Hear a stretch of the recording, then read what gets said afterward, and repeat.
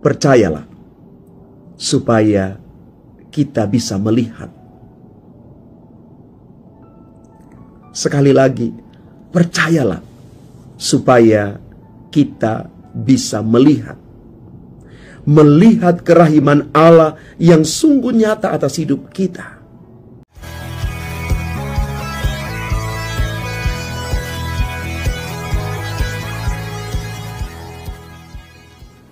Salam Bapak Ibu, Saudara dan Saudari, sahabat-sahabat garam dunia yang terkasih. Hari ini kita merayakan hari Minggu kedua masa Paskah. Sekaligus juga hari ini kita merayakan Minggu Kerahiman Ilahi. Pada perayaan hari ini kita merenungkan belas kasih Allah yang sungguh tak terbatas atas hidup kita,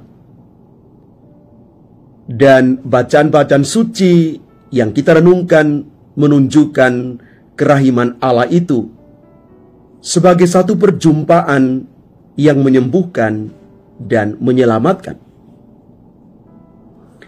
Di dalam kisah para rasul diceritakan bahwa para rasul mengalami kuasa Roh Kudus sehingga mereka mampu membagikan kerahiman Allah yang menyelamatkan bagi banyak orang.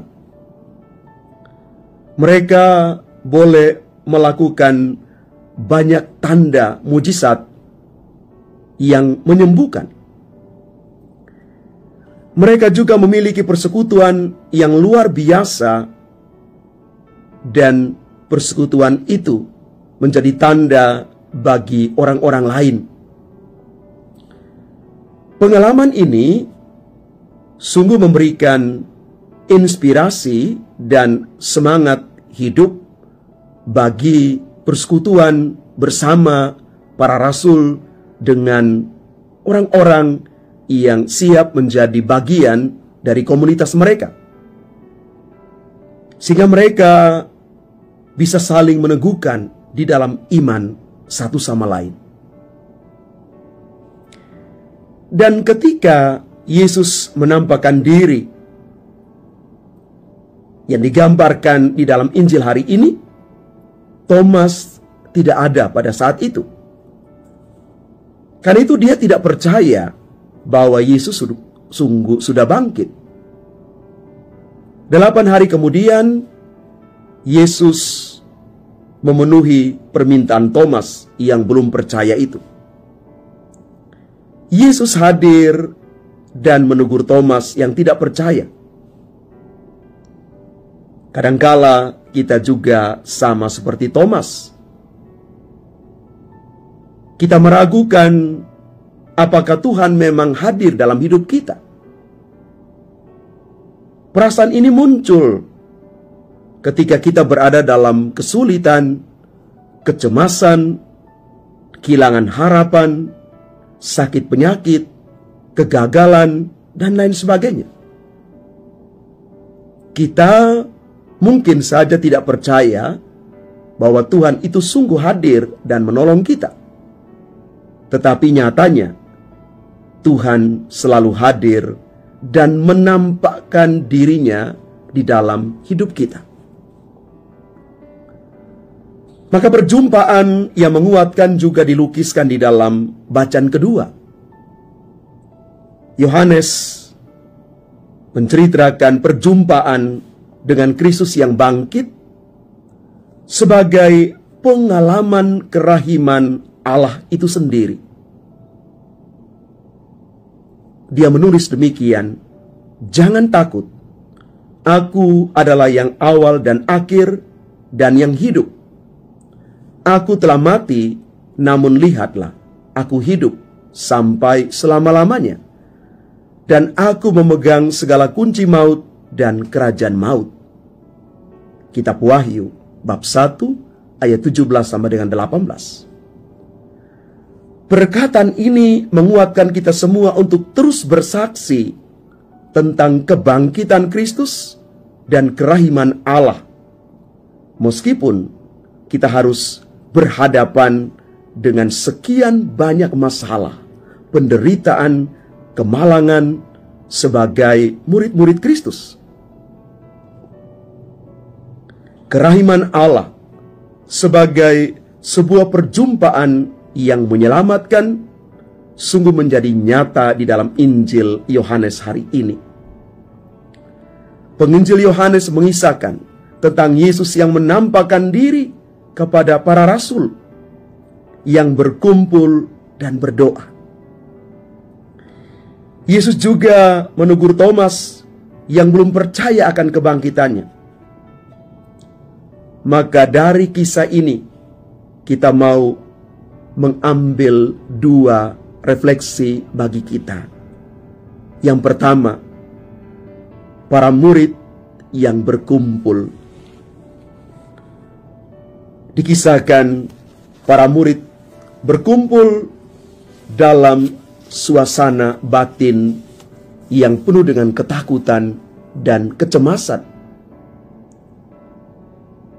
Kita bisa memahami situasi yang sungguh mencekam setelah Yesus, sang guru mereka itu, ditangkap, diadili, dan disalibkan. Walaupun demikian, mereka tetap berkumpul bersama supaya saling meneguhkan satu sama lain. Kisah ini mengajak kita untuk berusaha berada bersama. Iman itu memang sangat bersifat personal, bersifat pribadi. Tetapi kita memperjuangkan hidup iman kita itu di dalam komunitas, secara komunal, bersama dengan saudara dan saudari kita yang lain, supaya iman kita bertumbuh bukan secara pribadi saja, tetapi bersama-sama. Maka ketika kita berada di dalam komunitas, kita bisa saling meneguhkan, kita bisa saling menguatkan satu sama lain. Kehadiran kita di dalam doa, dalam ekaristi bersama juga merupakan cara yang ampuh bagaimana kita bertumbuh di dalam iman, harapan, dan kasih akan Kristus yang bangkit. Refleksi yang kedua tentang ketidakpercayaan Rasul Thomas. Kadang-kadang orang melihat dari sisi yang kurang baik atas ketidakpercayaan Thomas ini. Tapi mari kita melihat dalam perspektif lain. Kita melihat ketidakpercayaan Thomas ini dari kacamata yang lain. Maka beberapa orang Bapak Gereja memberikan komentar tentang Santo Thomas. Yang pertama, Santo Agustinus dari Hippo. Dia mengatakan begini: Thomas ragu agar kita percaya. Santo Agustinus berefleksi tentang Santo Thomas akan iman dan keraguannya. Dia menyoroti bahwa keraguan Thomas itu membawa kepercayaan yang lebih dalam, sehingga pengalaman Thomas menjadi pelajaran iman bagi seluruh gereja. Yang kedua, Santo Gregorius Agung. Dia berbicara tentang bagaimana keraguan Thomas memberikan keyakinan kepada mereka yang tidak melihat namun percaya. Gregorius Agung menjelaskan bahwa pertemuan Thomas dengan Kristus yang bangkit itu adalah kesempatan bagi seluruh umat Kristiani untuk diberkati.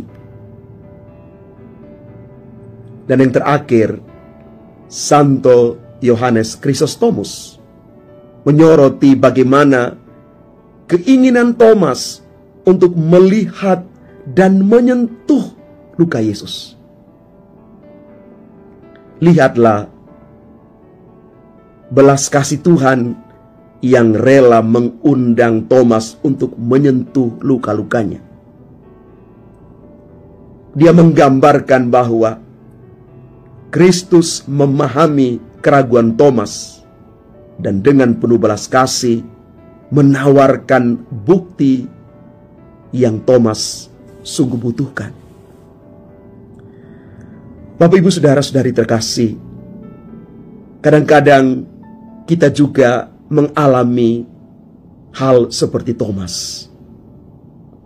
Tetapi mari kita belajar dari Thomas, bagaimana dia mengalami perubahan dalam hidup dari keraguannya menjadi percaya.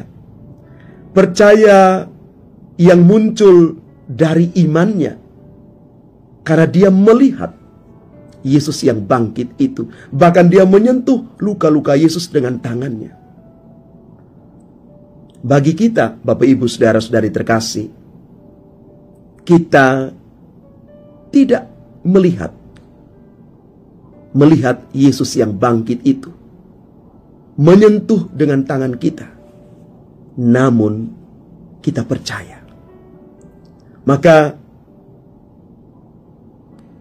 percayalah supaya kita bisa melihat.